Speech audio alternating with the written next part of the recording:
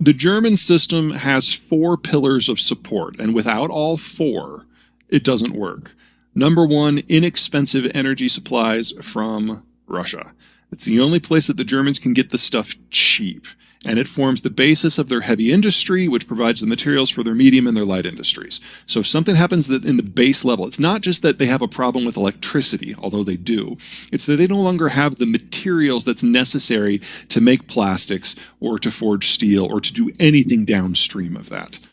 The Nord Stream pipeline went offline. There's a concern, a very real concern, that it's never going to come back on. What's going on right now is that the Russians are trying to blackmail the Germans into backing out of NATO. It's that simple. Because without German assistance, there are no logistical means of getting equipment from the rest of NATO into Ukraine. End of story. So the Germans are being forced to decide between being industrialized and neutral or unindustrialized and Western. Not a fun conversation to have. The Germans are the fastest aging society in Europe. They're in the top 5 globally. Germany is not a country where you can have an open, honest, national conversation about population policy. And it shows. And so they now have more people in their 60s than their 50s, than their 40s, than their 30s, than their 20s. Until now, this has worked. Because when you have a lot of people in your 40s, 50s, and early 60s without kids, they can work long, they can work hard, they can get better educated, they're the most productive workers on the planet. But that group that is in the 60s is now flipping into retirement this decade, and that changes things overnight, going from an advanced worker base with lots of experience to a retired worker base where the experience is irrelevant. That happens this decade. That was always going to happen this decade. This was always going to be the last decade of the German manufacturing model. Third, it's not just about the Germans. A successful manufacturing system requires different stages of production with different workforces, with different skill sets at different costs. The Americans do this with Mexico. The Germans do this with Poland and the Czech Republic and Romania and Ukraine. And it's now over. And then finally, you need globalization. Because when you have an advanced population that's top-heavy, you don't have enough people to consume. You have to export the stuff. And the Americans have lost interest. So it's not just Nord Stream. That's just the proximate cause of the day. All 4 of these pillars were already breaking. The demographic ones were definitely going to break completely this decade. And with the Americans, it all depends upon our mood. And then, of course, the Russians are just forcing things into the light right now. So the German manufacturing model cannot survive the 2020s. The Russians get to decide whether it survives 2022.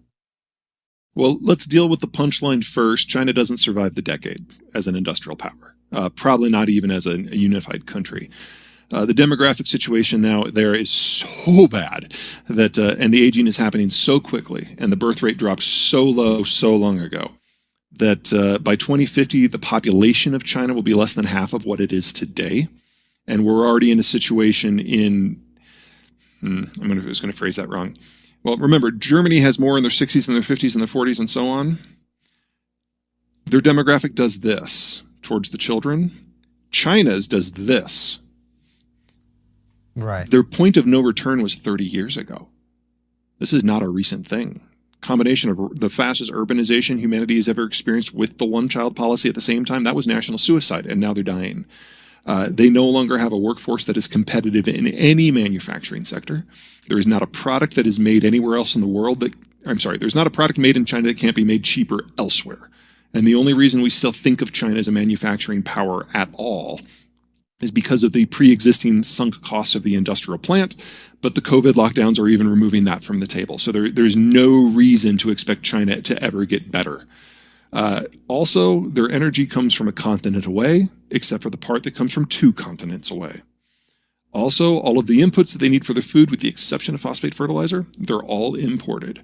So anything happens to globalization for any reason, and this is a country that just ceases to exist. There is no way with deglobalization that China emerges from this decade with more than 700 million people. It's going to be that bad and that catastrophic. It's a fun little compare and contrast. So the Russian demographic is awful.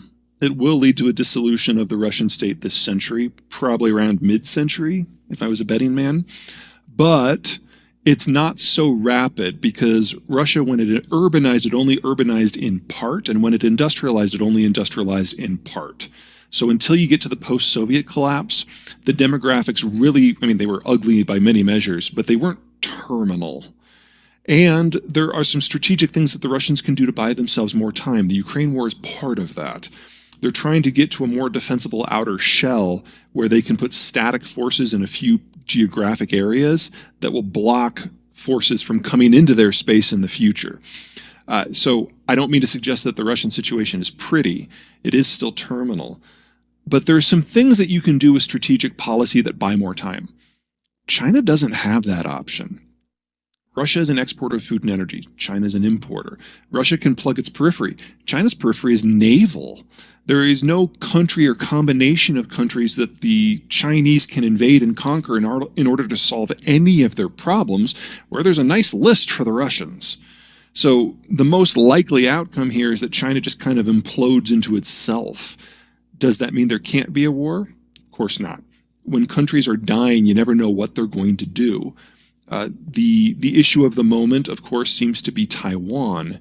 But the Chinese government now knows that if they make a move on Taiwan, it's A, going to be harder than they thought. B, they know there are going to be international sanctions. And C, they know there are going to be international boycotts. And any one of those is enough to destroy the Chinese system, much less all three at once. The Chinese have always thought of Russia as their dumb neighbor, and you let the dumb neighbor try things. They're the canary in the coal mine, if you will. And they now know that everything they've prepared for the last 40 years was based on faulty assumptions.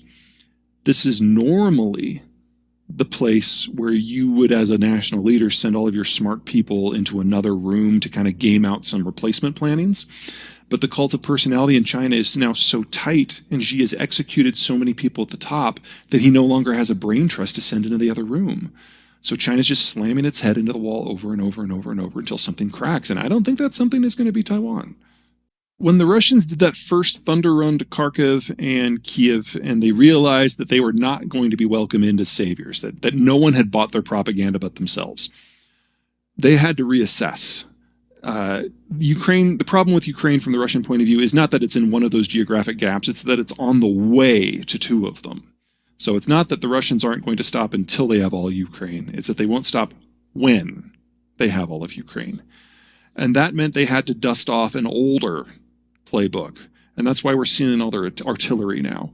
They're deliberately destroying every piece of civilian infrastructure they can see, specifically agricultural infrastructure, to make sure that the land is uninhabitable for at least several years, because that forces the population to self-segregate, either into refugees, which leave and you don't have to worry about them, or anyone who just stays is clearly a fighter and you can set the Wagner group or the Chechens on them just to wipe them out. And that's what we've seen in southern Ukraine and eastern Ukraine for the most part. And we're seeing these incremental gains by artillery. If the Russians succeed, that doesn't simply destroy the Ukrainian nation and the Ukrainian state. It's just the next step into getting to those gaps. And that means Estonia, Latvia, Lithuania, Poland, Moldova, and Romania have to fall as well. On the western periphery of the Russian space, those are the countries that the Russians feel they have to hold. And if they pull that off, then the FSB is released to do what the FSB was designed to do, and that's to suppress all national dissent, no matter what the form, everywhere it goes. From the Russian point of view, that's the easy part. The hard part is conquering the country in the first place.